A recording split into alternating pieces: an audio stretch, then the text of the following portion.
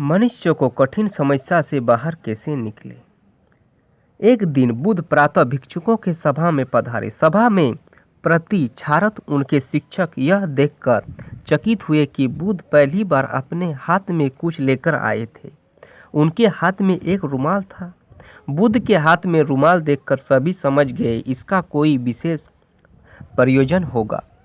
बुद्ध अपने आसन पर विराजे। उन्होंने किसी से कुछ न कहा और रुमाल में कुछ दूरी पर 5 गांठें लगा दी।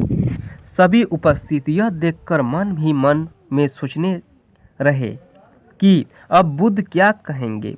बुद्ध ने उन्हें पूछा, कोई मुझे यह बता सकता है कि यह वही रुमाल है जो गांठें लगने से पहले था।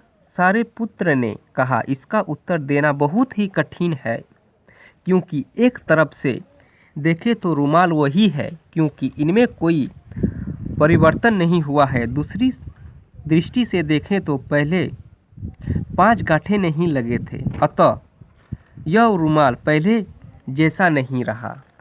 और जहाँ तक इसकी मूल्य प्रकृति का प्रश्न है कि वह परिवर्तित है, इस रुमाल का केवल बाहरी रूप ही बदला है।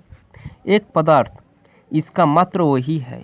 बुद्ध बोले, तुम सही हो सारे पुत्र, अब मैं इस गांठों को खोल देता हूँ। यह कहकर बुद्ध रुमाल की दोनों सिरों को एक दूसरे से दूर खींचने लगे। तुम्हें क्या लगता है पुत्र, इस प्रकार खींचने से क्या यह इनका गांठें को खोल पाऊंगा? नहीं, तथा इस प्रकार तो आप इन गांठों को आप अधिक क्षमता बना देंगे और यह कभी भी नहीं खुलेगा।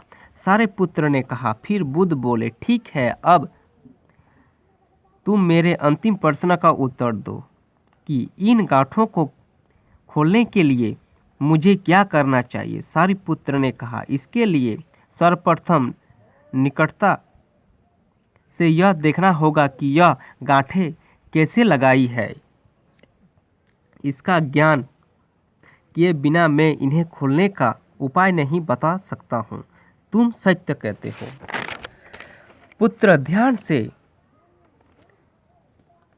देखो, क्योंकि यही जानना सबसे आवश्यक है।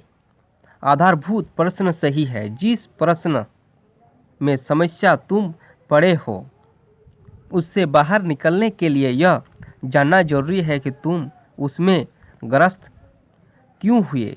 यदि मौलिक प्रश्न नहीं करेंगे तो संकट अधिक ही गहरा रहेगा। लेकिन विश्व में सभी ऐसा ही कर रहे हैं। अब पूछते हैं, हम काम, क्रोध, लोभ, मोह, अहंकार आदि वृत्तियों से कैसे बाहर निकले।